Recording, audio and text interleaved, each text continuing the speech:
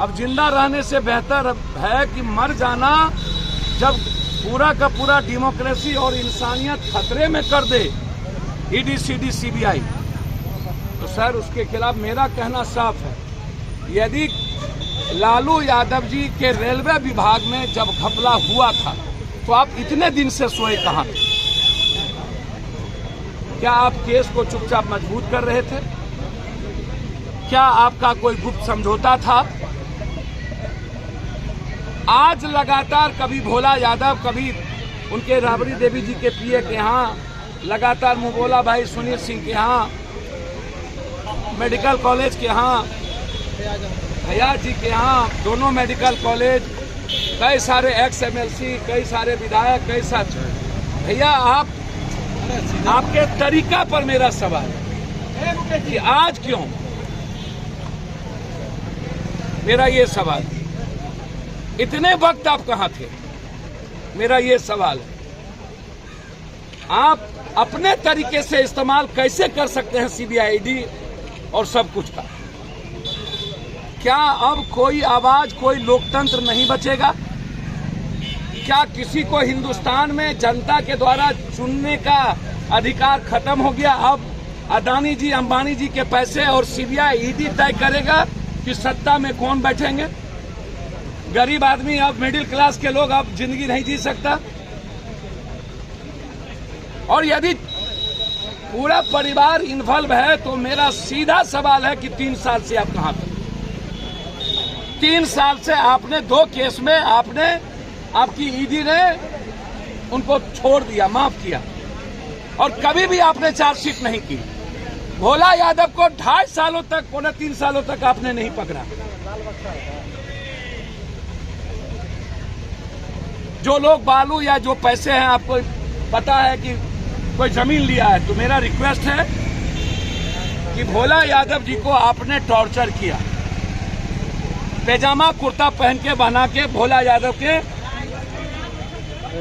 कुर्ता में मूसा दे दिया, मूसा, ये सीबीआई वाले, अब मूसा डाल करके भोला यादव से मुंह जबरदस्ती परेशान किया।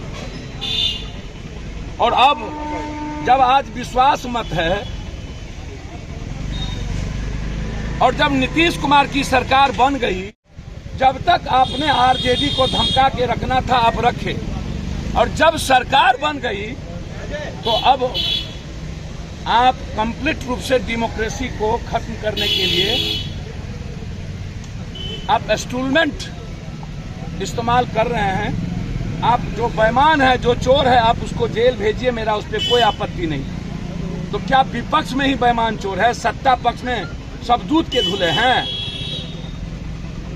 33,000 करोड़ से आपने सरकार बदली महाराष्ट्र, 1 लाख करोड़ से सरकार कांग्रेस की तोड़ दी आपने कर्नाटक, 65,000 करोड़ से सरकार तोड़ दी आपने मध्य प्रदेश, गोवा में आपने 30,000 करोड़ से सरकार आपने खरीद लिया कांग्रेस का, मणिपुर में मात्र 2 सीट आप एमएलए बने हैं, सरकार बना लिए।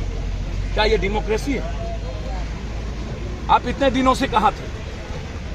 क्या सोचते हैं बिहार, एक बिहारी बदला लेगा? हम इसके पक्ष में नहीं हैं। जो गलत है आप, और मैं नीतीश कुमार जी से कहना चाहूंगा, नीतीश जी, बिहार हमेशा मर्द होता है, हमेशा चैलेंज स्वीकार करता है। इसके जितने मंत्री का फाइल और चोरी किया है बीजेपी, आर्थिक अपराध के द्वारा उसको जेल में बंद करिए। अब वक्त आ गया है चुप नहीं बैठने का, आर पार लड़ाई लड़ने का। इन सबको जेल में ठूसने की जगह है। यदि आज भी नीतीश कुमार जी चुप बैठ गए तो फिर नीतीश कुमार जी आपकी सरकार को और आपके लोगों को कभी बिहार की जनता माफ नहीं करेगी। आप हिम्मत दिखाइए, और जितने लोग जल नल योजना से सारी योजना में पैसा घोटाला किया है, बिहार के मंत्री एमएलए पर आर्थिक अपराध बैठा करके, यदि आज बिना पुलिस के वो रेड कर रहा है सीआरपी के बदौलत, और एक भी बिहार पुलिस नहीं, सबको अलग कर दिया गया, तो आप भी बिहार पुलिस और बीएमपी के द्वारा इन चोरों के घर पर रेड करके इनको जेल में ठूसिए।